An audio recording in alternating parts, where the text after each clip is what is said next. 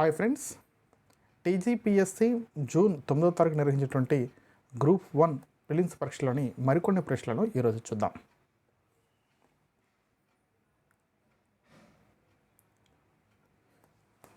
తొంభై ప్రశ్న.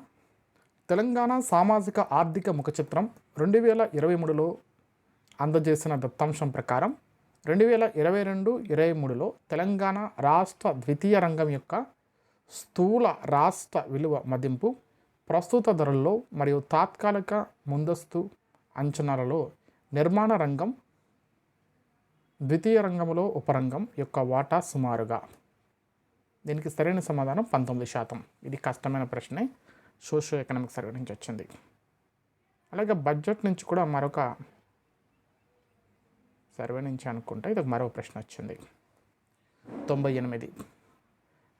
తెలంగాణ ప్రభుత్వ ఆర్థిక మరియు గణాంక డైరెక్టరేట్ ప్రచురించిన తెలంగాణ ఆర్థిక వ్యవస్థ తాత్కాలిక అంచనాలు 2023 ప్రకారం తెలంగాణ ఆర్థిక వ్యవస్థకు సంబంధించి క్రింది వ్యాఖ్యలలో ఏది లేదా ఏవి ఒప్పు.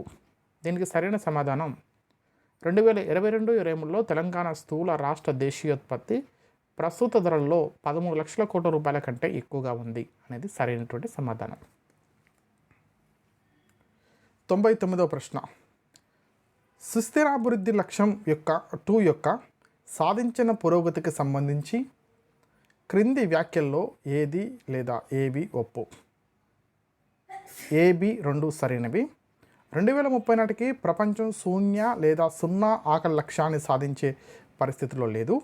బి వివిధ రకాలుగా ఉన్న పోషకాహార లోపం యొక్క భారం ఒక సవాలుగా ఉంది.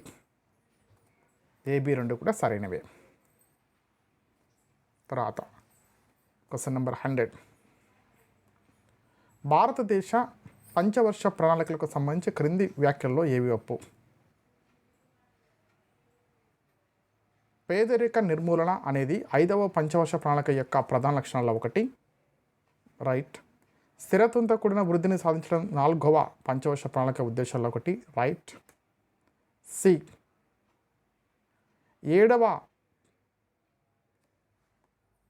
పంచవర్ష ప్రణాళిక ఆహారం, ఉపాధి మరియు ఉత్పాదకలపై దృష్టి సారించింది. ఏబిసి సరైనవి.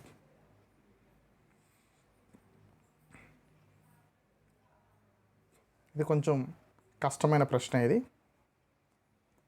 తాగునీటి ప్రమాణాలకు సంబంధించినటువంటి ప్రశ్న. 101. చాలా కష్టమైంది. ఆమోదయోగ్యమైనటువంటి రేంజెస్ అడిగారు. నెక్స్ట్ 102. ఇది కూడా సైన్స్ అండ్ టెక్నాలజీ నుంచి. ఇది కొంచెం కష్టమైన ప్రశ్నే. కాంతి రసాయన స్మాగ్ ఏర్పాటు అంచెలను సరైన క్రమంలో అమర్చండి అన్నారు. దీనికి ఏబిసిడి రైట్ అట, కానీ కష్టమైన ప్రశ్నే నాన్ సైన్స్ స్టూడెంట్స్కి. 103. ఇది కూడా కష్టమైన ప్రశ్నే నాన్ సైన్స్ స్టూడెంట్స్కి. ధ్రువ సుడిగుండం విచ్ఛిన్నము ఓజోన్ పొర స్థిరీకరణకు దోహదం చేస్తుంది. ఎందుకంటే సరైన సమాధానం ఓజోన్ను నాశనం చేసే క్లోరిన్ రూపాలను విక్షేపణం చేస్తాయి అనేది సరైనది. 104వ ప్రశ్న. ఈ ప్రశ్న కొంచెం పెద్దగా ఉంది, కానీ ఆన్సర్ కింద ఇచ్చిన స్టేట్మెంట్స్ చాలా ఈజీ ప్రశ్న ఇది. వాతావరణ మార్పు ప్రభావానికి సంబంధించి సరైన వ్యాఖ్యలను సమితిని ఎన్నుకోండి. సరైన ఆన్సర్ సముద్ర మట్టం పెరగడం, ఎక్కువ తీవ్రత హరికేన్లను, జాతుల వలస. నెక్స్ట్ గ్రీన్ హౌస్ వాయువులకు సంబంధించి క్రింది వాటిలో సరైన ఏవి మాత్రమే సరైనవి. గ్రీన్ హౌస్లు భూమి నుండి వెలువడు అధిక తరంగ దైర్ఘ్యం గల వికిరణాన్ని శోషించుకుంటాయి. రైట్. భూమి ఉపరితలం మరియు వాతావరణం వేడికవడానికి గ్రీన్ హౌస్ ఫలితము. ఈ రెండు కూడా రైటే.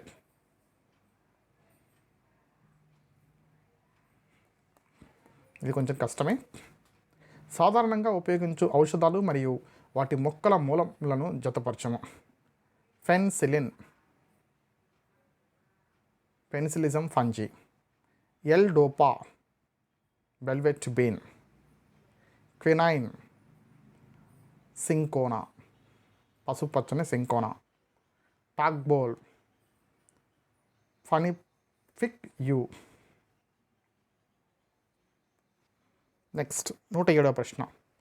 ఈ క్రింది వ్యాఖ్యలను గమనించండి. పిసి మహల్నోబిస్ అనునతను అధిక ప్రజాదరణ కలిగి కొత్త నమూనా పద్ధతులను పరిచయం చేయగల ఒక పేరున్న భారతీయ గణాంక శాస్త్రవేత్త. ఇది సరైనటువంటి ఆన్సర్. 2వ తప్పు.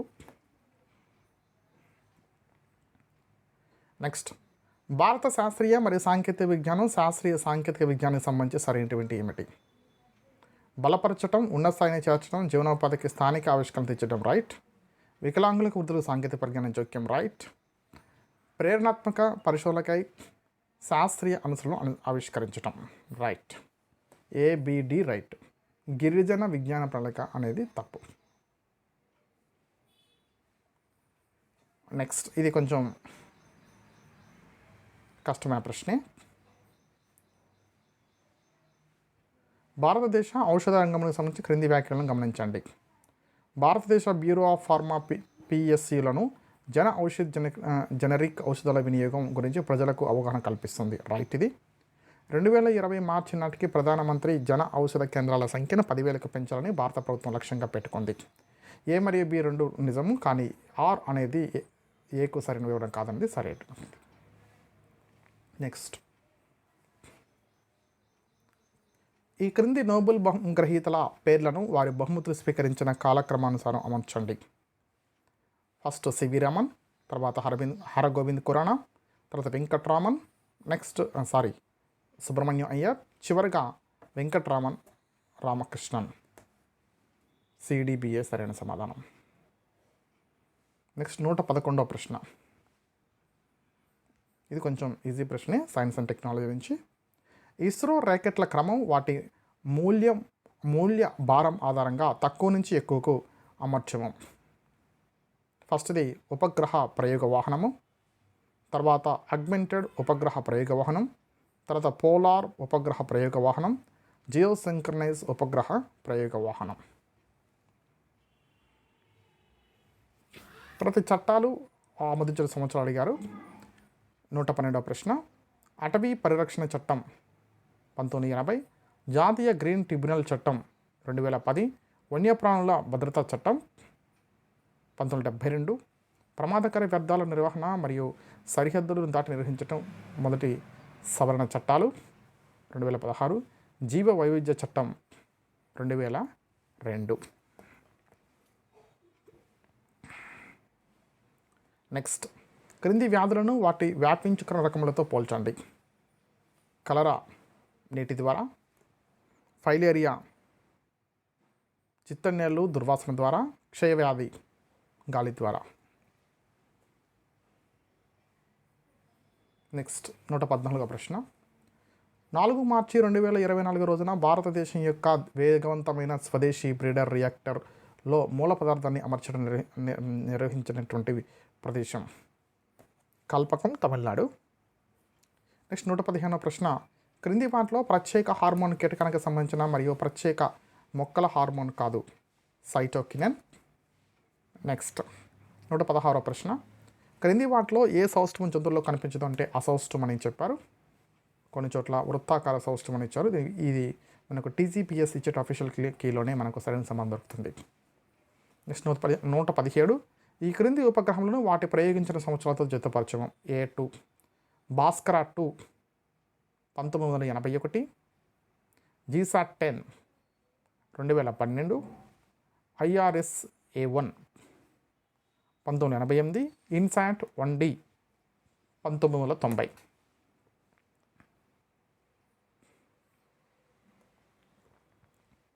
తర్వాత ఈ ప్రశ్న కొంచెం సులభమైన ప్రశ్నే.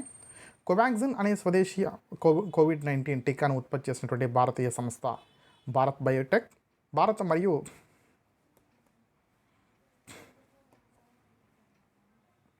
మరియు భారత వైద్య పరిశోధన పాలక సంస్థ, జాతీయ వైరాలజీ సంస్థలు, ఈ రెండు కూడా మనకు దానికి ఉత్పత్తికి తోడ్పడ్డాయి. నెక్స్ట్ బి మరియు సి మాత్రమే రైటు. 119వ ప్రశ్నకి. విజయవంతంగా భారత ల్యాండర్ చంద్రుని ఉపరితలాన్ని తాకడానికి సంబంధించిన క్రింది వ్యాఖ్యలను పరిశీలించము. జూలై 14, 2023 రోజున సతీష్ ధావన్ వైమానిక కేంద్రం నుంచి అది ప్రయోగించబడింది, రైట్. 23 ఆగస్టు 2023 రోజు ఇండియా కాలమానం ప్రకారం సాయంత్రం 6 గంటలకు అవుతూనే లూనార్ చంద్రుని తాకింది, రైట్. నెక్స్ట్ భారత్లోని ఎక్స్లో ఉన్న రామన్ ప్రయోగ సంస్థ 1998లో ఎక్స్ను స్థాపించారు మరియు ఎక్స్ మరియు వైలో వరుసగా బెంగళూరు సిగి రామన్. రైట్. ఇది కొంచెం కష్టమైన ప్రశ్న, ఒకసారి చదువుదాం. చంద్రుని యొక్క ఉపరితల భూగర్భ శాస్త్రాన్ని అధ్యయనించడం కోసం సంయోజన మరియు ఎక్సోవలన కొలతలను గణించడానికి 8 ప్రయోగ పరికరాలు కలిగినటువంటి మూటలను చంద్రయాన్-2 తన వెంట తీసుకెళ్ళింది. అందులో ముఖ్యమైన ప్రయోగం క్లాస్ కింది ఉన్నటువంటి ఏ వివరణలు సరైనవి? ఏ మరియు డి. క్లాస్ అనేది చంద్రయాన్-2లో ఒక సున్నితమైనటువంటి అధిక గల ఎక్స్ కిరణము వర్ణపటమాపని. క్లాస్ అనేది ఒక ప్రతిదీప్త వర్ణపటము. చాలా కష్టమైన ప్రశ్న ఇది. నెక్స్ట్, పశు విప్లవానికి సంబంధించింది నూనె గింజల ఉత్పత్తి. చాలా సులభమైనటువంటి ప్రశ్న ఇది. నెక్స్ట్, క్రింది వాటిలో ఏ రకమైనటువంటి శక్తి నిల్వ సిస్టమ్ ప్రస్తుతానికి అగ్రగామంగా ఎలక్ట్రానిక్ వాహనాల్లో ఉపయోగించబడుతుంది? Lithium ion battery. చాలా సులభమైన ప్రశ్నే. అలాగే భారతదేశ అడవి స్థాయి నివేదిక ప్రకారము 2021 ప్రకారము దేశం యొక్క భౌగోళిక విస్తీర్ణంలో అడవులు సుమారుగా ఆవరించి ఉన్నటువంటి శాతం విలువ 21.7%. అలాగే ఈరోజు మనం చదువుకుంటున్న చివరి ప్రశ్న, ఇది కొంచెం కష్టమైన ప్రశ్న. ఇది 125వ ప్రశ్న. జల్ జీవన్ మిషన్ భారత ప్రభుత్వ కార్యక్రమం జల్ జీవన్ మిషన్ పరంగా క్రింది వ్యాఖ్యల్లో ఏవి సరైనవి? అంటే ఏబిడి అట. 2019లో హార్ ఘర్ జల్ ప్రభుత్వం ప్రథమ ప్రయత్నం ప్రారంభించింది. బి, ఆగస్టు 2022లో మొదటిసారిగా ధృవీకరించబడ్డ హార్ ఘర్ జల్ రాష్ట్రం గోవా. డి, 30/1/2024 నాటికి 73.7 కంటే అధికంగా గృహ యజమానుల కుళాయిల ద్వారా నీరు అందుతుందని నివేదించారు. ఈ 3 రైట్. ఇవి 125వ ప్రశ్న వరకు. ఇంకొక 25 ప్రశ్నలు ఉన్నాయి, వాటిని మనం ఇంకొక వీడియోలో మనం డిస్కస్ చేద్దాం. Okay, thank you and all.